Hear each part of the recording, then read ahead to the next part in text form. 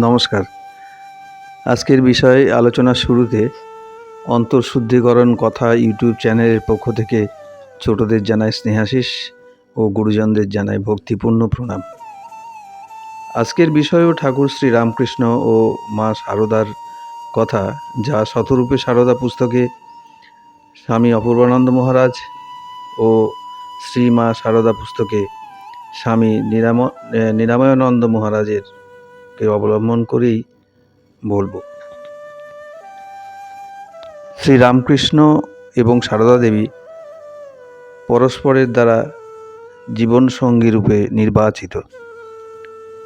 এদের মধ্যে যে সম্পর্ক তা এক জন্মের নয়, জন্ম জন্মান্তরের। যুবক গদাধরের জন্য যখন বহু চেষ্টাতেও মনমতো পাত্রীর সন্ধান পাওয়া যাচ্ছিল না, তখন ভাবাবিষ্ট হয়ে গদাধর একদিন তার অভিভাবকদের বলেন, অন্যত্র অনুসন্ধান করা বৃথা, জয়রামবাটির রামচন্দ্র মুখুজ্জের বাড়িতে দেখোগে, বিয়ের কোণে সেখানে কুটে বাঁধা হয়ে রাখা আছে। রামচন্দ্র মুখুজ্জের সহধর্মিণী শ্যামাসুন্দরী জয়রামবাটির পার্শ্ববর্তী শিহর গ্রামের মেয়ে। বছর তিনেক আগে শিহরে এক যাত্রাগানের আসরে জনৈক আত্মীয়া সারদাকে কোলে তুলিয়া আদর করিয়া জিজ্ঞেস করেন, ওই ছেলেগুলির মধ্যে কাকে বিয়ে করবি? সারদা তাহার ছোট্ট হাত দিয়ে গদাধরকেই দেখিয়েছিল। এইভাবে যেদিন সারদা দেবী স্বয়ম্বরা হয়েছিলেন, সেদিন তার বিবাহ শব্দের তাৎপর্য বোধও ছিল না। এই ঘটনার কয়েক বছরের মধ্যে শ্রীরামকৃষ্ণের সঙ্গে সারদা দেবীর বিবাহ হয়। সারদা তখন 5 বছর অতিক্রম করে 6 বছরে পদার্পণ করেছেন এবং শ্রীরামকৃষ্ণের বয়স তখন 24। এই বিবাহের কথা শুনে জয়রামবাটির নারীদের আনন্দ আর ধরে না। তবু কেউ কেউ বলতে লাগলো, আহা, মেয়েটার কপাল খারাপ, বরের নাকি পাগলের ছিট আছে, মা মা করে কাঁদে, অর্ধেক দিন খায় না, ঘুমায় না, শ্মশানে ঘুরে ঘুরে বেড়ায়। আসলে শ্রীরামকৃষ্ণ দেবের সম্বন্ধে এই কথাগুলি এমনি এমনি রটেনি। গদাধর দক্ষিণেশ্বরের কালীমাতার পূজার ভার পাবার পর দিন দিন তার সাধনা ও ব্যাকুলতা চরমে পৌঁছেছিল। একদিন অন্ধকার রাত্রিতে মায়ের মন্দিরে ঢুকিয়া দেখেন প্রতিমা যেমন তেমনই দাঁড়িয়ে আছে। মাতৃদর্শন পিপাস কাতর গদাধর বলে উঠলেন, মা, দেখা দিবি তো দে, নতুবা এই খর্গ দ্বারা আজ এখানেই এই জীবন বলি দিব। সহসা মূর্তি জ্যোতির্ময়ী ও জীবন্ত হইয়া উঠিল। মায়ের মুখখানি হাসিতে লাগিল। গদাধর জ্ঞানশূন্য, একটু সংজ্ঞা ফিরতেই কাতর কণ্ঠে মা মা বলিয়া ডাকিতেছেন, কাহাকে যেন খুঁজিতেছেন। এই তো ছিল, কোথায় গেল? আবার সংজ্ঞাশূন্য। এই প্রথম দর্শনের পর গদাধরের ব্যাকুলতা বাড়িয়ে গেল। এখন তিনি গঙ্গা তীরে বালুকার উপর মুখ রগড়াইয়া কাঁদেন। অস্তযামী সূর্যের দিকে তাকিয়ে বলেন, মা, আরও একটা দিন যে বৃথা কেটে গেল, আজ তো দেখা দিলি না।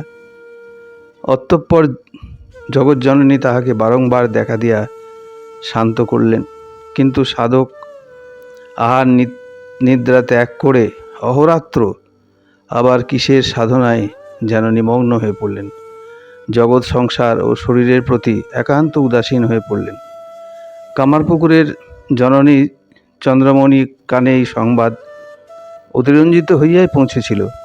তিনি বুঝলেন যে গদাধরের বাল্যের সেই বায়ুরোগ আবার বোধহয় প্রবল হয়েছে। তাই চিকিৎসার জন্য তাকে যথাসম্ভব শীঘ্রই নিজের কাছে নিয়ে আসলেন। কোনো প্রতিবেশী অবশ্য তাকে বলল যে বিবাহ দিলে এইসব রোগ সেরে যাবে। কোথাও মনের মতো কন্যা খুঁজে পাওয়া যায় না দেখে গদাধরী একদিন সানন্দে পাত্রীর সন্ধান দিয়া দিলেন, যেটা আমি আগেও বলেছি, একবার উদ্ধৃত করে বললাম যে তিনিই বলেছিলেন যে জয়রামবাটিতে রামচন্দ্র মুখুজ্জের মেয়েটি কুটো বেঁধে রাখা আছে, দেখোগে যাও। সে যাই হোক, সারদা এইসব কিছু যে মানে ওখানকার গ্রামের জয়রামবাটির নারীরা যাই বলুক, সারদা এসব কিছু বুঝল না। নতুন গয়না কাপড় আর কোলে চড়ে শ্বশুরবাড়ি যাওয়ার কথায় সে সবই ভুলে গেল। তবে বিবাহ উৎসবের যে সোনার গয়না সেগুলি ধনী প্রতিবেশীর নিকট চেয়ে আনা হয়েছিল। গয়নাগুলি ফেরত দেওয়ার সময় আসলে চন্দ্রামণি দেবী শ্রীরামকৃষ্ণের মায়ের চিন্তা হয়ে গেল, কি করে নতুন বইয়ের গা থেকে অলংকারগুলি খুলে নেওয়া হবে। মায়ের চিন্তা দেখে শ্রীরামকৃষ্ণ বলেছিলেন, তুমি চিন্তা করো না মা, আমি অতি সন্তর্পণে ওগুলো খুলে নেব।